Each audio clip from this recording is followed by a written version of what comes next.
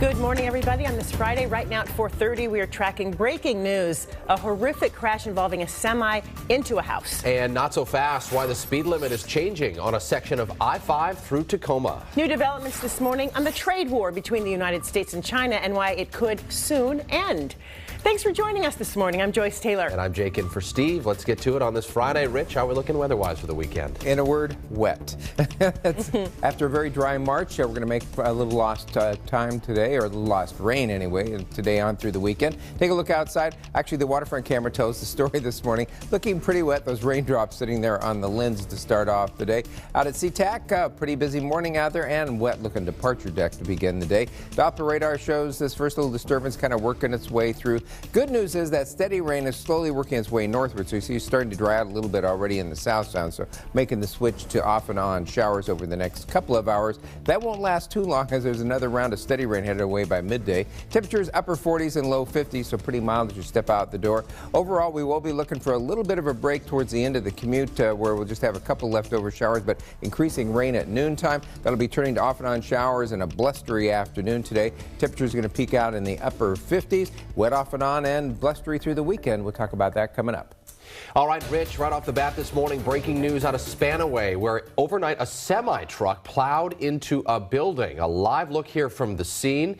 It happened on the 17,000 block of Spanaway Loop Road South. We're told it's not just any building, it's a house. Authorities are still trying to piece together what happened here, but they do say 2 other cars were involved in the crash. We're going to have a live report coming up in just a couple of minutes. So we'll keep following that for you. Right now, live look at I-5 in Seattle as we are getting ready for the return of Revive I-5. It's this weekend.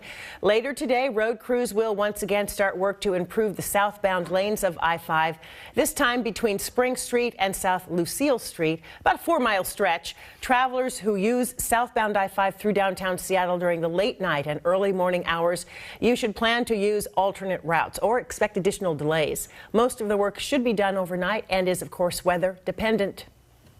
This is part of a years-long effort to revive I-5. There are parts of it that are 50+ years old. It is, well past its useful life. And so this is just an effort we're undertaking to really revive the entire freeway in King County so that it serves us for years and years to come. So you should anticipate lane and ramp closures starting at 8 p.m. weeknights, 9 p.m. on weekends. They will reopen by 7 in the morning. All right, here's a change for a lot of you in Pierce County. Starting next week, the speed limit on I-5 between Fife and Tacoma reduced from 60 to 50 miles an hour. Since October, there have been 8 semi-truck crashes between Port Tacoma Road and South 48th Street. All of these crashes happened when it was dark or raining, and 7 of the truck drivers were cited for driving too fast. A lot of truckers say they're happy to see the change, but say people need to drive more carefully and give trucks space. 10, 12, 14 feet of space going at 35 miles an hour because of traffic. And in this, the span of minutes, you have 2 cars diving right in front of the truck. Have to hit the brakes hard, regain the distance. It's tough for some drivers, so WashDOT says it plans to eventually raise the speed limit back to